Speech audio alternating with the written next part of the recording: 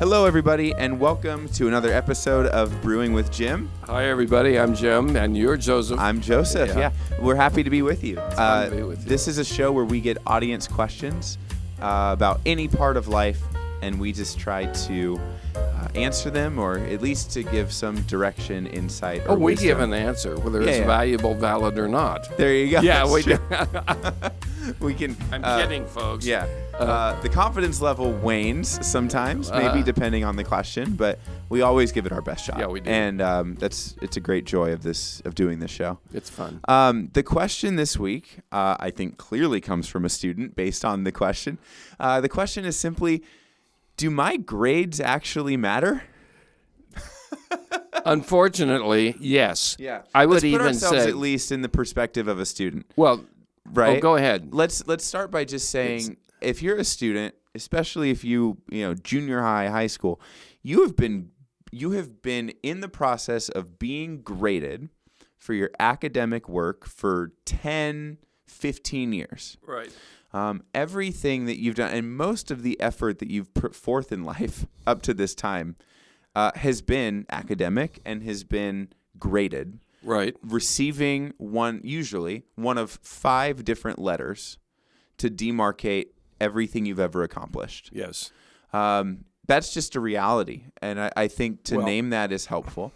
It is easy, and I take sympathy with the question asker, that it is very easy to feel like your grades are sort of the primary demarcation of your work and your worth.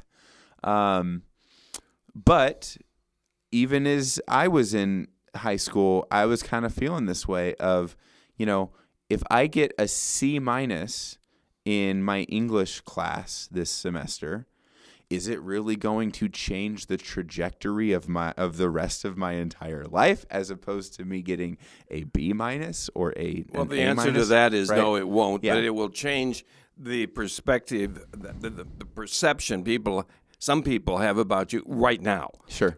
My initial response to the Go question for it. was unfortunately, your grades do matter. Yeah. They are important, but I wish they weren't. The school, by its system, the educational system, assesses the students. We assess the students by various tools. But really, a better assessment of the tool or assessment of the student is the teacher. Yeah. Here at CVCS, we are very fortunate in that we have small classes. Yeah. And absolutely. we don't have the massive classes that some high schools have. Yeah. So we know our students. First of all, we know them academically. And if I didn't have a grading system, I can still evaluate them. I would say it's not my job to grade them. It's my job to evaluate them and reflect it in a grade. But a grade is often a mathematical computation of points earned. And that's unfortunate, I think. It's depersonalized. Well, it's depersonalized, but it's also inaccurate. Yeah. Often. There are people who have test anxiety. That's right. And it has nothing to do with their knowledge. It has to do with just the anxiety they experience from having to take a test, knowing that the grades are important. Yeah. When the system and the cultural system, even from the parents, is how are you doing in school? Well, I have 3 A's, a B, and a C. That's the answer. Yeah. No, I doubt anybody says, well, I learned what the principle of double effect is today, and it was interesting, and let me tell you about what I learned, and here's critical thinking, and I read this book for English, and it was not, I didn't like it at all.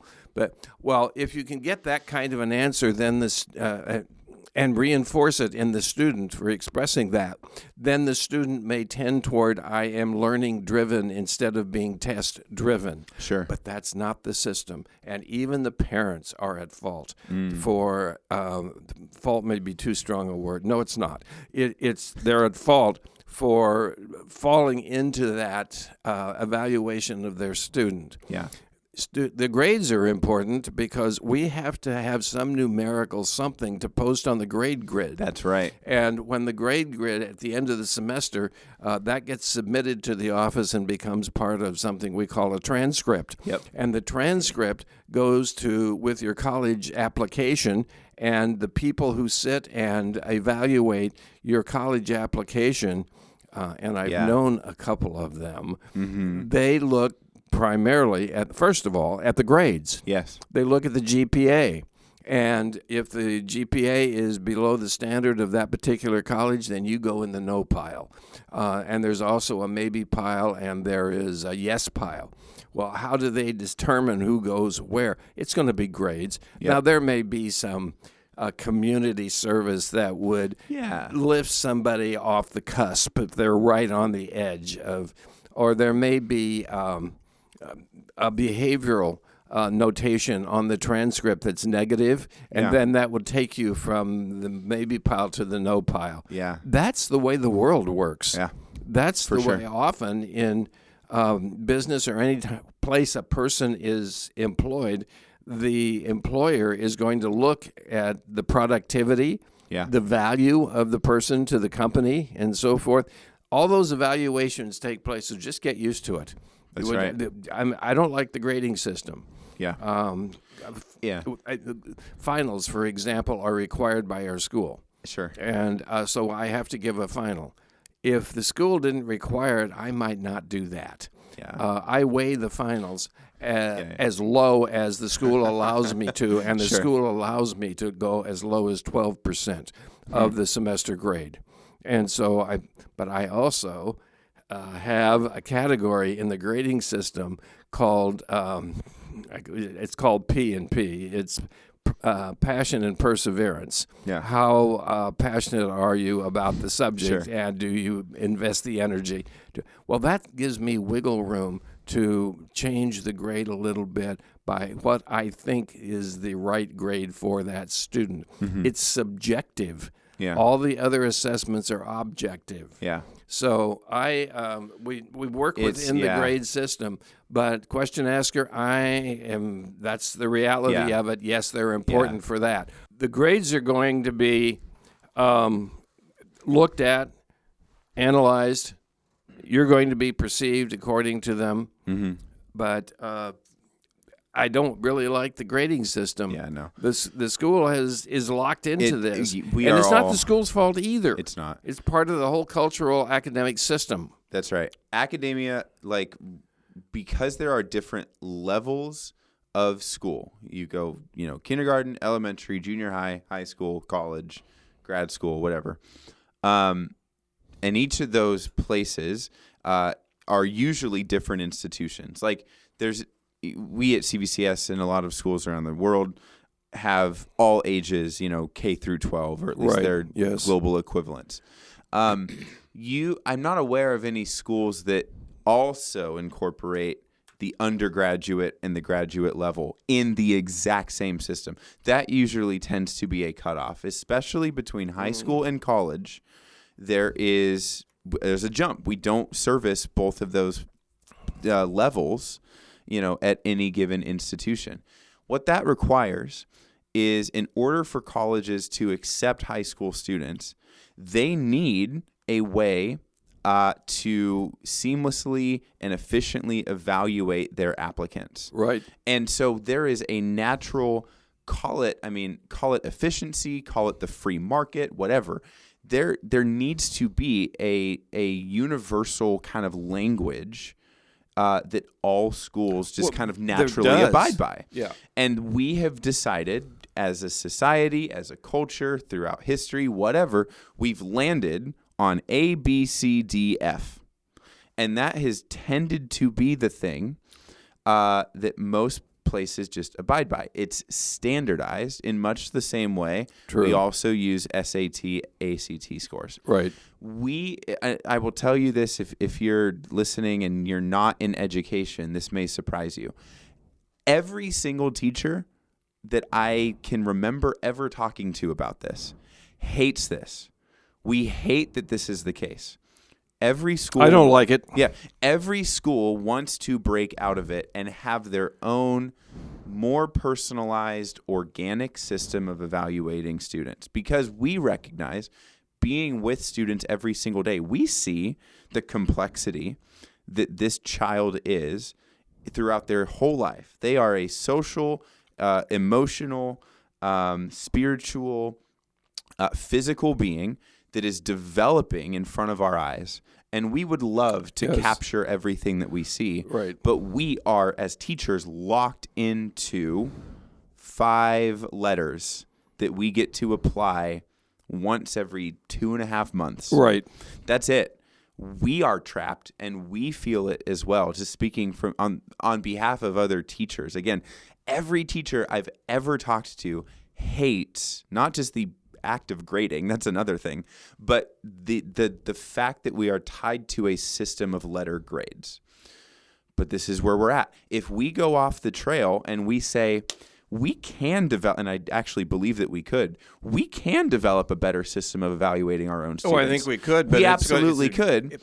It's a Herculean effort, though. It's not only is it a Herculean effort, but we have suddenly made ourselves incompatible with all of the colleges we are trying to get our kids into. Because most schools are stair steps to something else. Exactly. There are not going to be hundreds of colleges that suddenly say, all right, for all of our students, we evaluate A through F and SAT scores. But, every time we get a CVCS graduate applying to our school, we've got to get into this mindset and relearn That's this right. language. And they're probably not going to do that. They're just simply not going to do that. They won't. And then, if every school has their own system, it becomes impossible to be a college admissions officer who has to just learn a different language for every other school. You know what I mean? So call it again free market efficiency, whatever. We have all collectively as a society decided to just settle into one thing that kind of works for everybody. Probably because it's easy and they're lazy. Exactly. And we are lazy. Literally, I think that's all there is to it. Yeah, I think so, too. It is lazy, and it's just kind of the quickest thing. There are some workarounds for teachers, we can automate it. There are some workarounds. There are. Let me tell you a story it's a true story about a student that you will never know, and I will not name, and it's been a long time ago. Mm-hmm. The student, I'm going to say he because actually he was male. Sure. But the student signed up for one of my American Sign Language classes. And he was new to the school, just coming in, a young student. And his dad came to school with him and met me for the first time. Yeah. And he said, and his dad had been a professional football player. Mm-hmm. And the kid wanted to play football too. Uh-huh. And so he's following his dad's footsteps, but the student struggled in school according to the dad when he said this to me. Oh, interesting. And he said, we just want him to get through high school. Mm-hmm. Well, that can be a realistic goal for some people who really studied, who really struggle with studying. Absolutely. Okay. He's in my class. And he doesn't do well. And yet I had practice sessions on Wednesday mornings in a lab. He came to every one. Excellent. He did not distract or was not distracted by people in the class. He sat sort of by himself and paid attention the whole time. He did not do well, but he tried. The second year, he got through the first year. And the second year, I'm still talking to Dad, and I said in January, I had made a decision, but I had made a decision in January, I'm going to pass this kid. I don't care what his grade is. Mm-hmm. And I can do that. Mm-hmm. I can bypass the system. I have workarounds to do that. Well, I told his dad, I'm going to pass him. Mm-hmm. Because this effort and this trying is something I notice, and this is a value in his life that is going to benefit him throughout the rest of his life. Yeah. And who am I to think if he fails an ASL class, who gets blessed by that? Yeah. Who even gets any kind of advantageous benefit from that? What do we even learn from that? Why? Yeah. And he went all the way through. I never told him I was going to pass him. Of course, yeah. But he went all the way through, and he had a D in the class. He took the final, got a D on the final, therefore passed the class with a D. There you go. And I didn't have to manipulate anything mathematically to get that on there. But my decision was, I can evaluate him. We here at CVCS know our students. First of all, we learn their names if they're brand new, and it takes me a little longer to learn some names. And then we can evaluate them academically, and we can know their academic history. I've worked in a school where that information wasn't shared with the teachers. That was a mistake. Sure. And then we are also privy to information about whatever difficulties they may have in their life. They may have allergies. They may have ADHD. They may have, and that information known to administration here is shared with the teachers. It is. We don't share it with anybody else. Oh, of course not. We may talk to each other about it, but we're not gossiping. We're collaborating because we have the kids' future in. That's absolutely we get to right. do all of these things. Many schools, I would say most, although I don't know statistically, the public schools and the other schools, they don't have that information, nor do they have the concern that we have. And so the grades, yes, they're important because of all the reasons we mentioned. The reasons are it's the system and we can't escape the system. Yeah. But I don't want any of my students to be grade driven. The grades are a byproduct of learning. Yeah. If you will, students, focus on learning this language that I am teaching you, if you learn it, the grade will be there. Yeah. It will be. Now, we have international students here that I'm told by the highly qualified director of international students that we have here. Yeah, she's amazing. Say, I've said, some of the international students from one or two of the countries that I can recognize, they always want to know how many items are going to be on the test, and what kind of items are going to be on the test, and will this be on the test when I'm teaching, and and I said, they're all the same, and she says it's cultural. Yes, it's cultural. That's is. what they're taught from the very beginning of their education in these countries. To just the most important thing in your life are the grades. That's right. Well, they're not the most important thing in your life. From my perspective, the most important thing in your life, as far as we're concerned here at the school, is your learning. Yeah. And I'm not really interested in a lot of the parts that make up the student. I'm interested in their mind and their spirit. Yes. That's the only thing I'm interested in. Absolutely. I'm not even interested in if they learn ASL well. I'm not. Sure. A person can live it's a lot less important a full God-glorifying, productive life and not knowing American Sign Language. I recognize that. Absolutely. And yet, I am passionate about my subject, and I teach them, but the reason is that if they learn this language, they will encounter, you can spiritualize this any way you want to, they will encounter people whose only language is American Sign Language, they will be able to relate to them rather than just, I don't know what to do with you, and walk away. Yeah, absolutely. So let's wrap this up by getting back to the original question. Do my grades actually matter?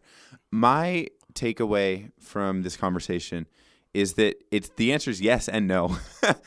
It's contextual. Well, yes, and they shouldn't. Yeah, and that they shouldn't. Yeah, that's right.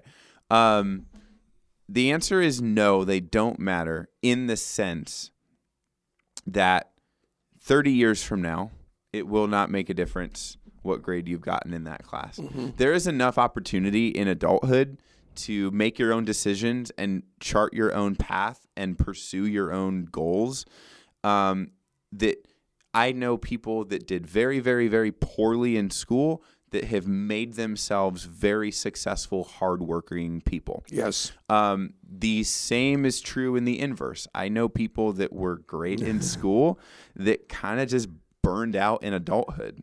Yes. So in that sense, your grades don't matter. They're not predictive of what the rest of your life are going to look like. They're just not. They're not.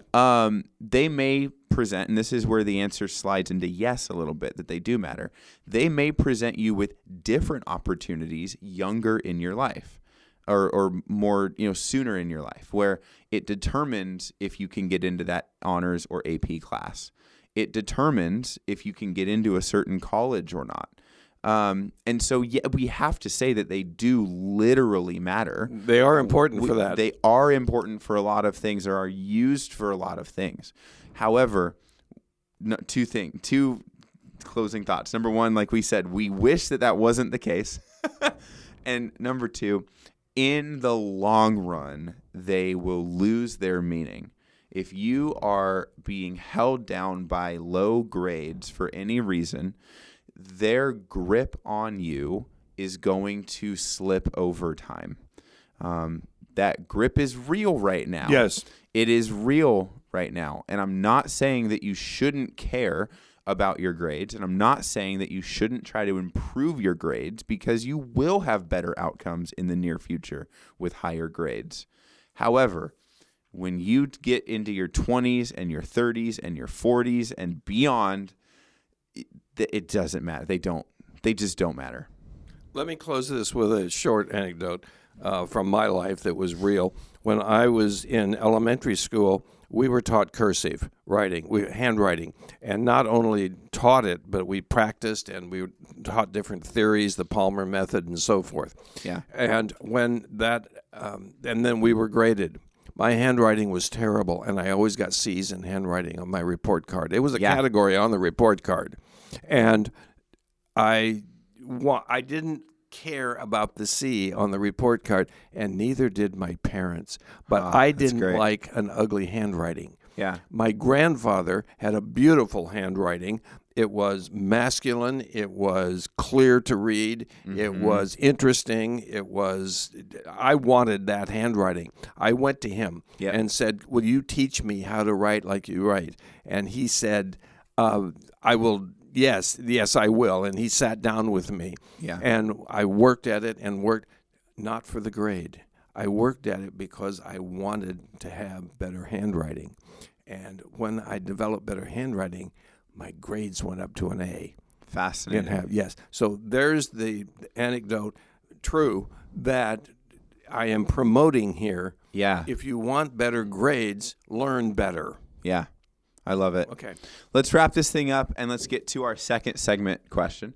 Our second segment is always a question that is completely unrelated to our first question. Sometimes it's a little bit more heartfelt. Sometimes it's a little bit silly. I would classify this as a silly one. Okay, I'm ready. So let's see how this goes. Jim, if you could swap lives with somebody for one day to get a feel for what is life in that person's shoes like, who would you choose to become for one day and just give life a test run, a test drive in their shoes, just for one day? It's not permanent.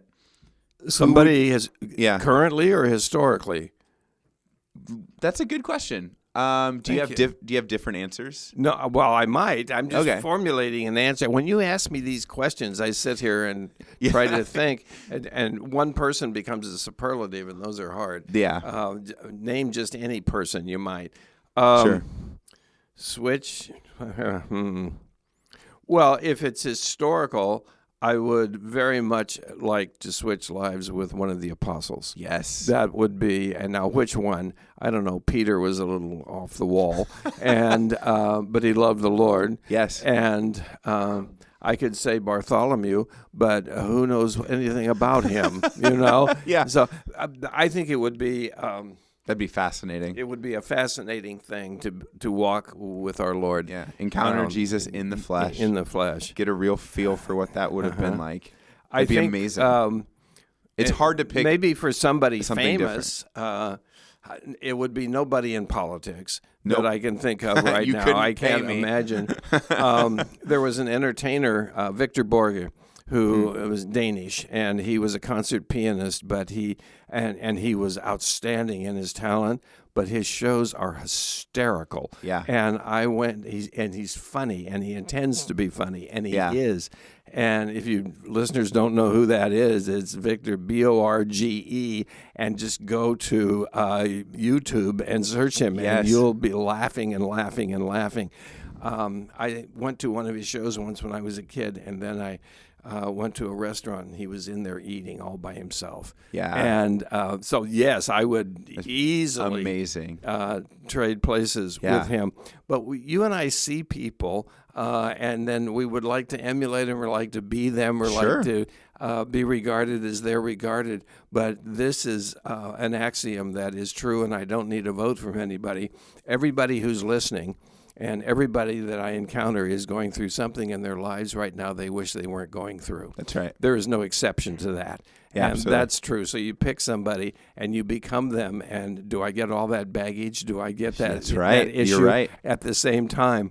Yeah. So those two people, Bartholomew and Victor Borg, I love it. Leave it at that. Yeah. Is that I love that answer. I think of this for myself, and my mind kind of goes to one of two places. I could pick somebody who I would be super interested to. This is like, I'm kind of taking the question in two directions. I could pick somebody for whom I am very interested to see what their life is like out of like a curiosity. The other direction is pick somebody who you would just have a good day. You would just have a fun, pleasurable time.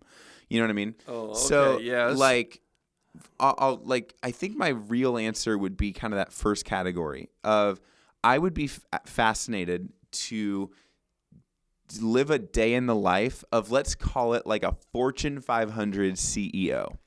So like if I was in charge of one of the most preeminent companies in the world, I don't know, if I had to swap lives with Tim Cook, the CEO of Apple, or like Bob Iger, the CEO of Disney, and I know for a fact I could not handle that job long term. Right. I would be miserable if I actually had that job. But there's something really enticing about the idea of, if I can just pound it out for one day, just see what it's like, get a taste of all the intense meetings and the behind the scenes, this and that, and the negotiations or the legal issues, who knows? Just like throw me into that mayhem for like 12 hours just to see. And then I'll be done. I'll be done forever. You know what part of that I can relate to? What's that? None. I just don't have that desire. Really? No, I have been the president of a company. It was not Apple. It was it wasn't Disney. It was a little nonprofit charity that I started. But fine. I feel like that would be a fun excursion, but purely as an excursion, as a temporary thing, just to say that I've done it, or and just so at the time you would know it's temporary. Yes. You would know that. Yeah. I have to put and in those one people day. don't know that. No, I would be blending in or whatever. Yeah. They would still see their typical CEO. I would be in that mind going, I just have to get it through this one day. You know what I mean? I feel like that would create some level of like fun or like looseness or like, I don't know. That just sounds fascinating to me. The other side of it is like a more go for, pick someone who's on a cool vacation. I don't know. And just swap lives with them for a day and steal a day of vacation. I don't know. What occurred to me while you were talking is, are there any criminals that I would like to be for one day? Wow. And what kind of crime would I be involved in? And are you saying, would you swap lives with someone to intentionally commit a crime and then you swap back to your normal life and you kind of get away with it? The whole hypothesis of the setup of this is one day. That's true. I'm not going to be caught and jailed in one day. I mean, what if I live a life of debauchery? I have no idea what that's like. I mean, I have been involved in activities that I regret. I shouldn't. But I've never lived really a debauched life. Yeah. And that might be fun to see what that's and then just dip out. That's like. Maybe I'm in the mafia, or maybe the cops are here. Time to go back to my own life. Yes. Oh my goodness. Okay. Fascinating. Well, with that, it's another episode of Brewing with Jim. This has been fun, and we always appreciate you, the audience, for tuning in for what we've got. We always want to extend an invitation. We have an email address set up, brewingwithjim@gmail.com. where if you want to ask us a question or if you just want to tell a story, tell us where you're listening from, anything like that. Right. We check that all the time, and we would love to hear from you. So again, that's brewingwithjim@gmail.com. And with that, it's another episode, another week in the books. It's good to be with you. Yeah. Go encourage somebody today. I love that. Thank you. Okay. All right. Bye-bye, everybody.